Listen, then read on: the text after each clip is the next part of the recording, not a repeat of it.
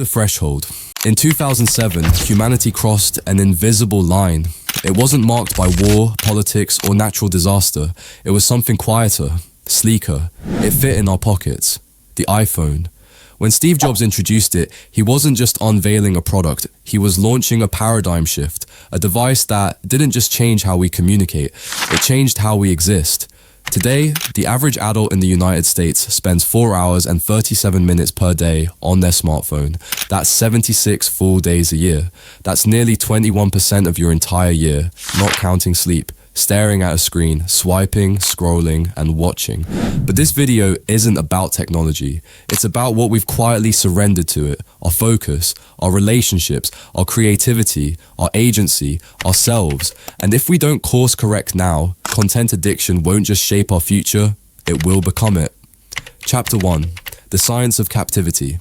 There's a reason it's so hard to put the phone down. Neuroscientists call it dopamine dysregulation. Every notification, every like, heart, ding, delivers a microdose of dopamine, the brain's reward chemical. But here's the trick, it's not consistent. Sometimes a post gets 1 like, sometimes 100, sometimes you go viral. This unpredictability is known as a variable reward schedule. It's the same technique slot machines use. As Tristan Harris, former Google design ethicist, puts it, your phone isn't a tool, it's a slot machine. This isn't accidental, it's design. Apps are built not to serve us, but to keep us. They use behavioral design, psychological hooks, and neuroscience research to exploit your attention, because your attention is the product. As Dr. Anna Lemke of Stanford says, we've outsourced our dopamine supply to corporations. They decide when, how, and if we feel joy. Over time, our brains adapt. What once felt exciting becomes normal. So we scroll faster, tap harder, chase emptier highs. Real life experiences, they begin to feel dull, muted, washed out in grayscale. We're not living, we're consuming. But worse, we're being consumed. Chapter 2. The relationship cost. The screen isn't just killing our time, it's eroding our relationships. A 2022 study from Baylor University found that phubbing, snubbing someone in favor of your phone, is now a top predictor of relationship dissatisfaction. You've seen it, maybe done it yourself. 2 people at dinner, no eye contact, both staring at their phones, physically together, emotionally distant. Children now have to compete with screens for their parents' attention. Couples fight not over infidelity, but over Instagram. And loneliness? Despite being more connected than ever, Gen Z reports the highest levels of loneliness in recorded history. More than 60% say they feel isolated regularly. Why? Because connection isn't measured in likes. It's built through presence, vulnerability, silence, eye contact, all of which are lost the moment we reach for the screen. We're replacing relationships with reinforcement loops. We're trading intimacy for information, and in that trade, something deeply human is lost. Chapter 3. The Workplace Drain. It doesn't stop at home. Our workplaces are suffering too, not just from distraction, but from disconnection.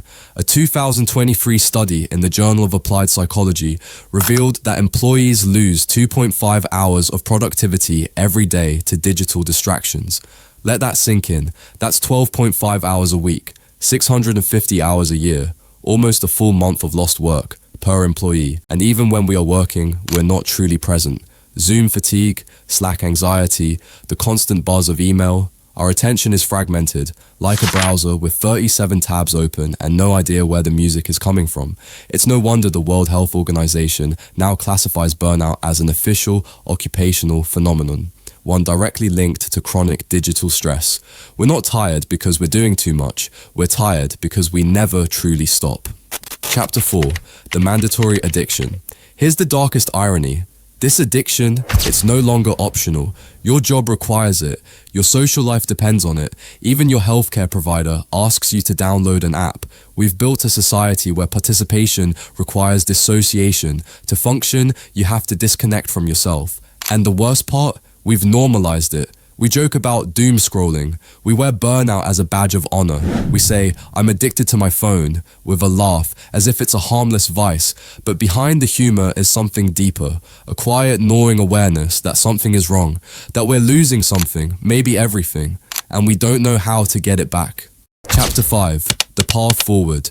But there is a way back. It starts not with deleting apps, but with reclaiming intention. Step 1. Awareness. The American Psychological Association found that simply tracking screen time can reduce usage by up to 22%, not because of guilt, but because of clarity. As the old saying goes, what gets measured gets managed. Step 2. Boundaries. In Germany, the right to disconnect law prohibits after-hours work communication.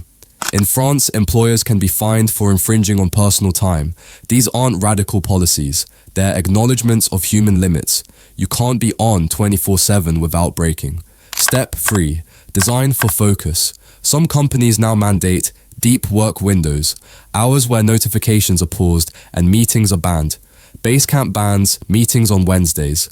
Microsoft Japan adopted a 4-day work week and saw a 40% boost in productivity. Even Silicon Valley is funding startups that preserve attention rather than exploit it. Step 4. Rebellion. A quiet movement is growing. People are turning off notifications, leaving phones out of the bedroom, practicing monk mode mornings, 90 minutes of focused, tech-free work at the start of the day. These aren't Luddites, they're leaders, because the future won't be saved by the next app. It will be saved by those brave enough to disconnect.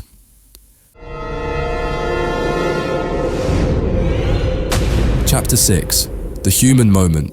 Steve Jobs once said, "Technology alone is not enough." And he was right. We need art, empathy, depth, stillness. These are things no algorithm can replicate, things no swipe can replace. The most valuable content in your life will never go viral. It won't have a thumbnail. It won't trend on TikTok. It will be that quiet walk with someone you love. The look in your child's eyes when you're fully present.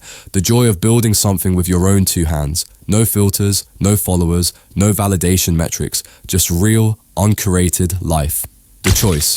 So here's the question. Will we continue down this path, eyes glazed, fingers twitching, chasing phantom dopamine, or will we look up? Will we remain users or become architects of our attention? Because the future doesn't just happen. It's built, one moment, one decision, one choice at a time. And maybe, just maybe, that choice begins by looking away from the screen and looking inward. Love this mind hack? Take a second. Like and subscribe, and let's climb higher and higher every week.